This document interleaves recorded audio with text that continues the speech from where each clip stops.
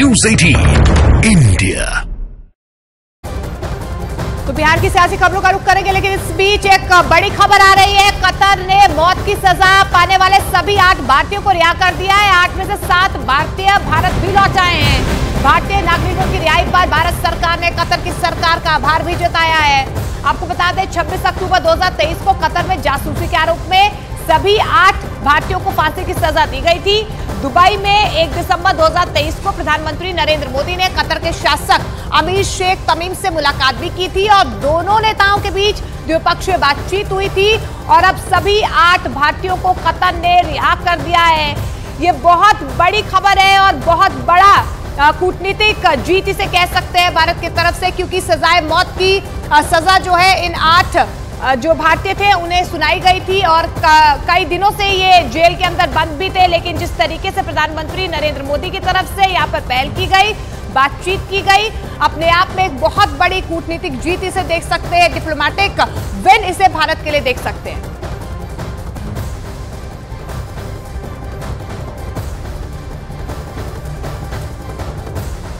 और Abu Dhabi से हमारे सहयोगी अमन सीधे ग्राउंड जीरो से हमारे साथ जुड़ रहे हैं। ओवर टू यू अमन।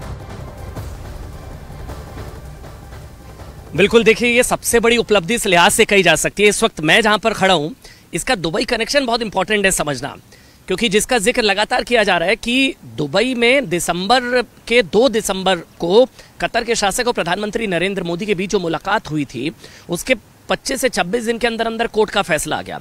इस वक्त मैं अबू धाबी में मौजूद हूं, जहां पर प्रधानमंत्री नरेंद्र मोदी जो है मंदिर का उद्घाटन किया जाएगा।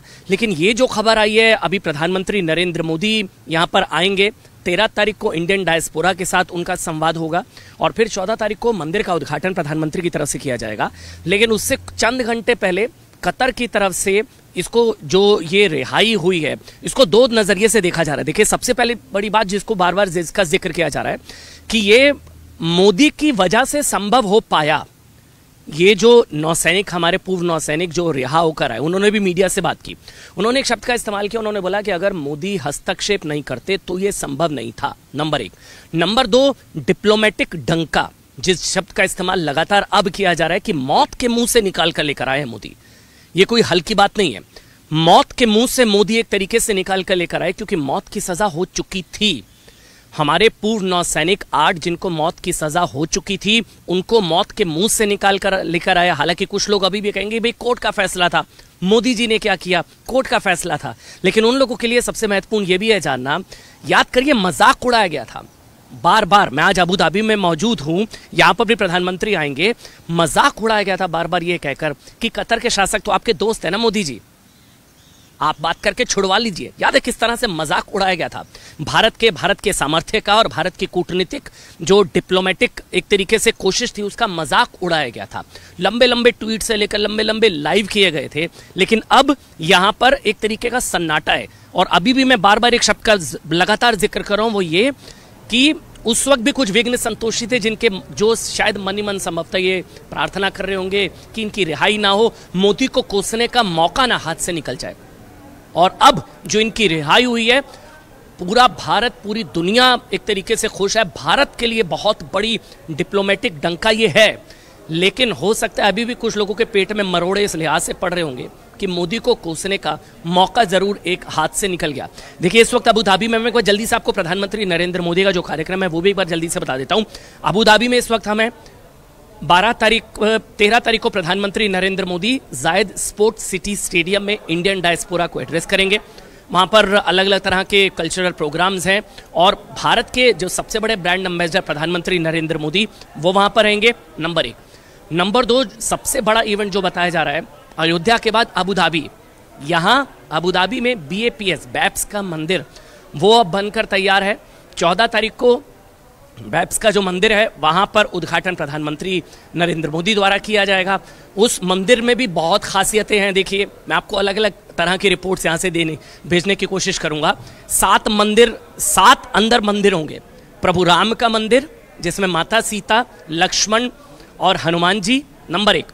नंबर 2, भगवान अयप्पा का भी मंदिर होगा। भगवान अयप्पा का भी मंदिर होगा।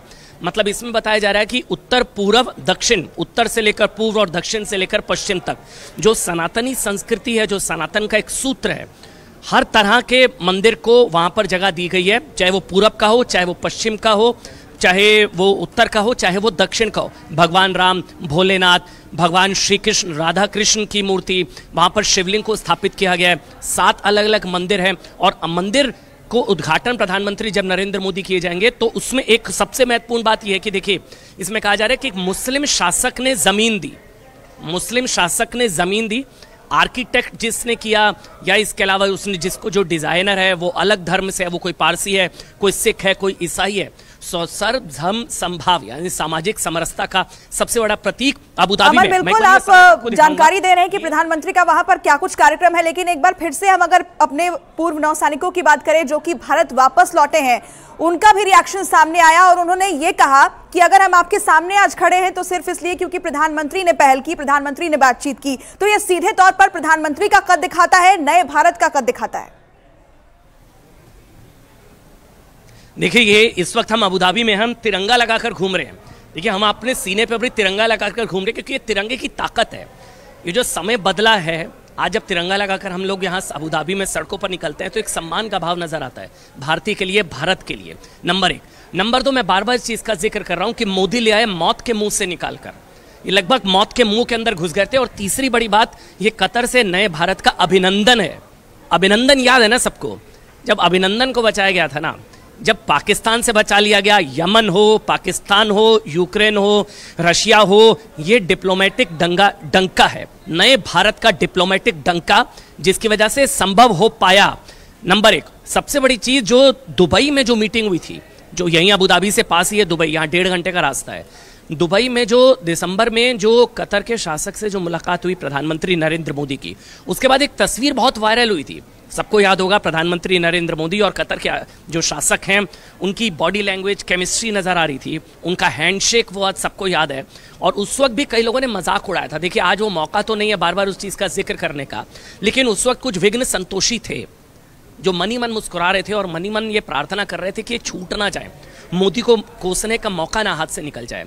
अब कुछ लोग इसको चुनावों से भी जोड़ रहे होंगे, लेकिन उनके हाथ से मौका निकल गया, पूरा देश खुश है। नंबर 1। नंबर 2, मौत के मुंह से निकाला। नंबर 3, अभिनंदन नहीं भूलना चाहिए, ये कतर से नए भारत का अभिनंदन भी है। एक बहुत बड़ी कूटनीतिक जीत अमन ये भारत के लिए, और वो तस्वीरें भी आप लगातार दिखा रहे हैं अबुधाबी से, क्योंकि प्रधानमंत्री नरेंद्र मोदी कल पहुंचेंगे और पहले हिंदू मंदिर का उद्घाटन करेंगे। 7वीं बार होगा जब प्रधानमंत्री नरेंद्र मोदी यहां पर पहुंचेंगे। बहुत बहुत शुक्रिया फिलहाल तमाम जानकारी के लिए आपका।